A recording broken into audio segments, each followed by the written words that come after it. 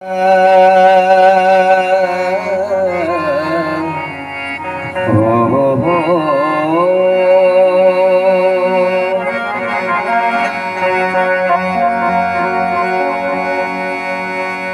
ही बंदो गणपति देवा,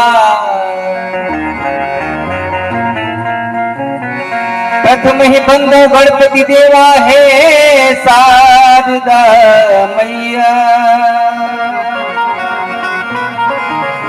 उमानाथ का साथ में बंदो माया कृष्ण कन्हैया।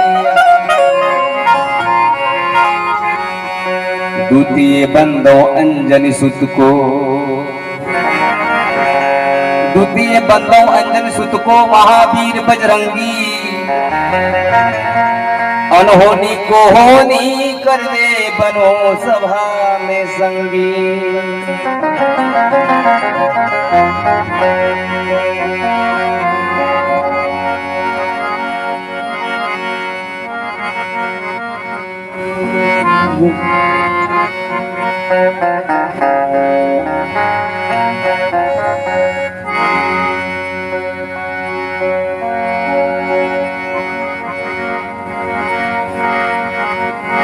जोर के हाथ नवाई के माथ,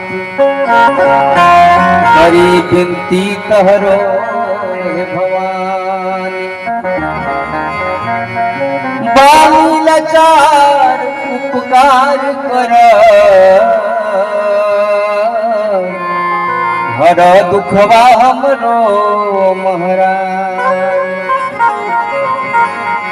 ज्ञान के दाता हूँ मोरी माता, गावे लगुनवा संत सुजानी। दास चरण नित ध्यान लगौले, हमरो पर कृपा कर है महाराज।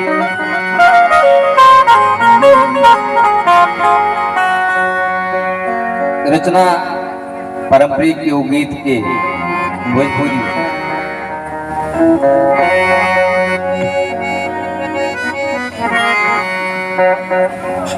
आज समाज में तरह तरह के गीत कलाकार सब गावत है। जो हमने के धरोहर है, जो परंपरागत चीज है, आज लुप्त हो गई भैया समाज से। आज कहे और गीत जे गीत लिखेला, वो गीत कैसे लिखेला, कितना भाव में लिखेला, कितना डूब के लिखेला, वो गीतकार जाने भैया। इसे हम कहली कि गीत के कीमत गीतकार जानी, गंवार का जानी। गीत के कीमत गीतकार जानी, गंवार का जानी। सोना की कीमत सोनार जानी, लोहार का जानी। प्रीत के कीमत दिलदार जानी, कयार का जानी। काजल की कीमत अलबेली नाथ जाने, बिलाल का जाने। गीत ये लिखेला कभी डूब के लिखेला, गीत में कितना भाव पैदा करला गीत में।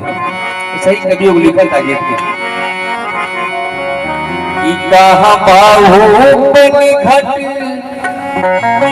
अपन घट नहीं खेल लोकत के लुप्त हो गए, कुमार नहीं खेल लोकत कि कहा बाहू पे घट।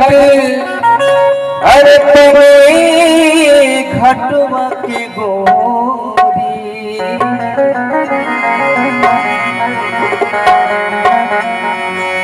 अरे कहाँ बाहू पन घट, तेरे घटवा के गोरी।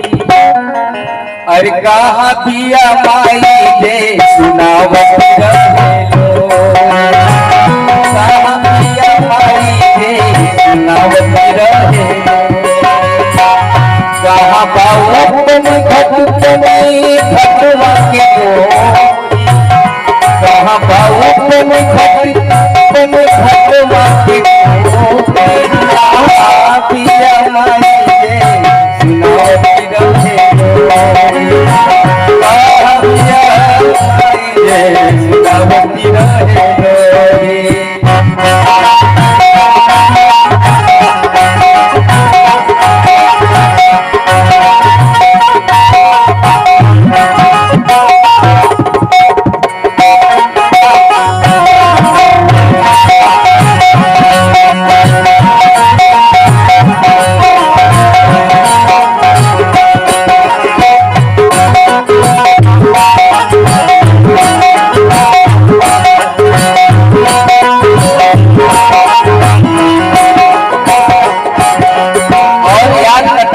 के बाद घुंघरू बजत रहे और धन के करतानिया राम जस काका के पद की चरनिया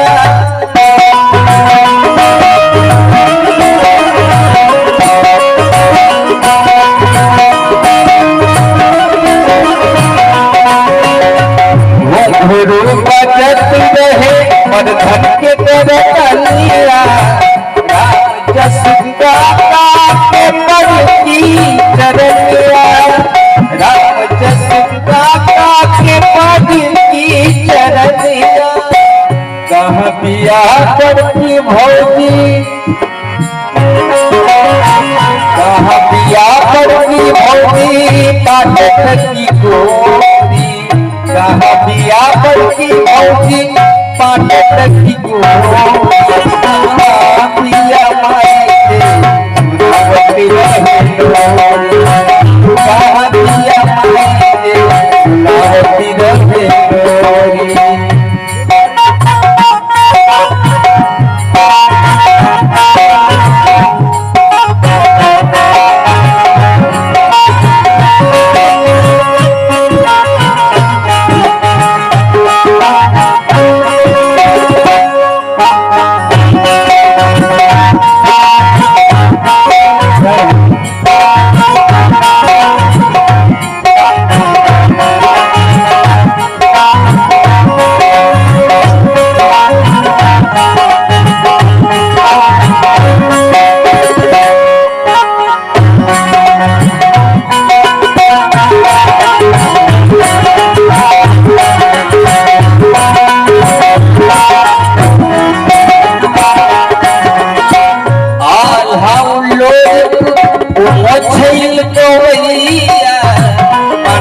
महाभारत के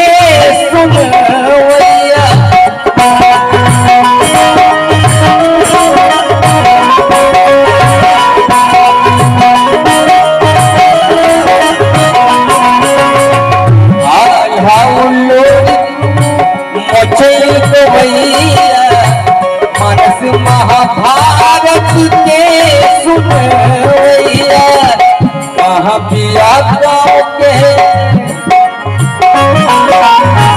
कहाँ पिया गाँव के लजाए वाली छोरी कहाँ पिया गाँव के लजाए वाली छोरी कहाँ पिया माई से सुनावती रहे लोरी कहाँ पिया माई से सुनावती रहे लोरी कहाँ बाबू बनी घटवा की गोरी कहाँ पिया बनी घटवा की गोरी कहाँ पिया